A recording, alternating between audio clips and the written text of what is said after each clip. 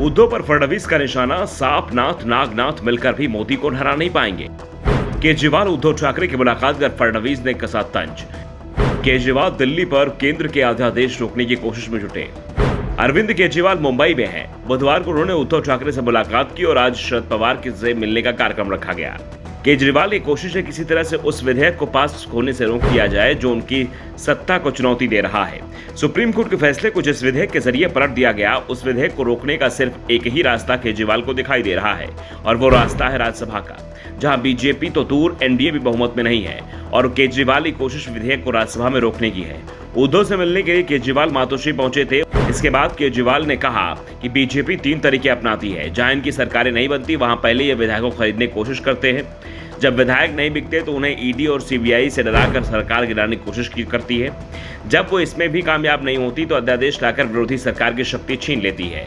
उद्धव ठाकरे ने कहा कि अगर 2024 में बीजेपी सरकार आ गई तो देश से लोकतंत्र खत्म हो जाएगा, इसलिए इसका जाना जरूरी है। उद्धव और केजरीवाल के बयान पर पलटवार करते हुए देवेंद्र फडणवीस ने कहा, ये लोग बातें तो लोकतंत्र बचाने की करते हैं, लेकिन ये लोकतंत्र मानने वाले लोग नहीं हैं। लोकतंत्र की बात कर ये लोग खुद की नाकामयाबी छुपाने की कोशिश करते हैं। लोकतंत्र बचाना इनका एजेंडा नहीं है, सिर्फ नरेंद्र मोदी को रोकना इनका एजेंडा है।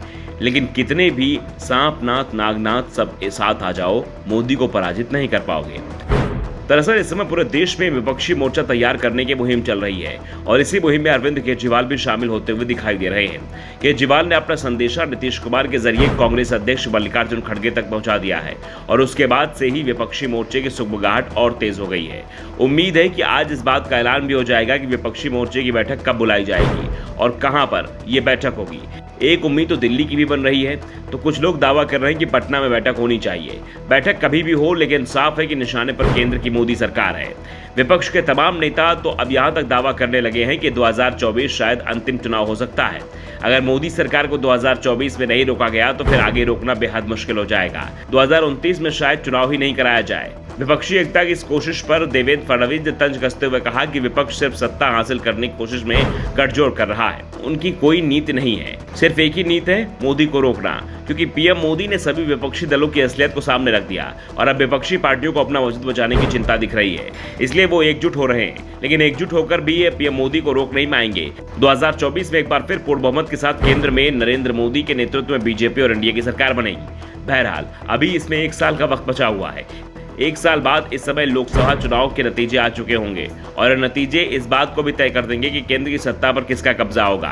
लेकिन उससे विपक्षी एकता की एक झलक संसद के मॉनसून सत्र में दिखाई देगी, जब दिल्ली पर अधिकारों को लेकर केंद्र सरकार के विधेयक पर राज्यसभा मतदान होगा। इस मतदान में जो भी दल विधेयक का विरोध कर रहे होंगे वो विपक्षी मोर्चा का हिस्सा बनेंगे और जो दल सरकार के साथ होंगे जरूरी नहीं कि वो बीजेपी के साथ गठबंधन करें। लेकिन 2024 में अगर बीजेपी और एनडीए सत्ता से थोड़ा दूर रहा तो उसकी मददगार जरूर बन सकती है। इस विधेयक पर सबसे ज्यादा नजरें आपकी टिकी हुई हैं। Bureau report, the such India.